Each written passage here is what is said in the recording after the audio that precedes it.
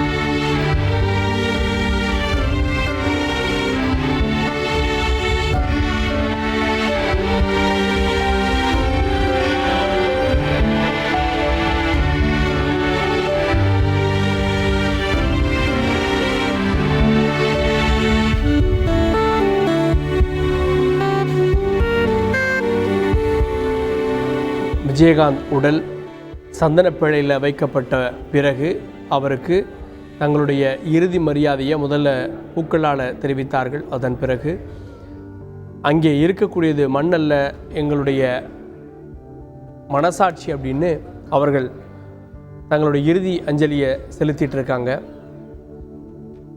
இதன் பிறகு அதாவது அங்கே இருக்கக்கூடியவங்களே லட்சக்கணக்கான தொண்டர்கள், லட்சக்கணக்கான பொதுமக்கள் இருக்காங்க. இறுதியாக தங்களால் 2 துளி மண்ணை எடுத்து அதில் போட முடியாதா அப்படின்னு அவங்க தங்களுடைய அன்பினுடைய வெளிப்பாடாக அந்த கடமைகளை செய்து வருகிறார்கள். நம்ம காட்சிகளை பார்க்குறோம். காவல்துறையினர்களை கட்டுப்படுத்த முயற்சிப்பதையும் பார்க்கிறோம். காவல்துறையினரும் தன்னிச்சையாக இதில் கலந்து கொள்வதை பார்க்கிறோம். இன்னும் சில நிமிடங்களில் முழுவதுமாக அவருடைய இந்த சந்தன பேழைக்கு மேலே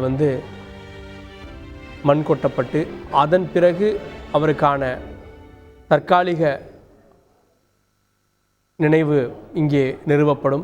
அதன் பிறகு நிரந்தரமாக நினைவிடமாக இது மாற்றி அமைக்கப்படும்.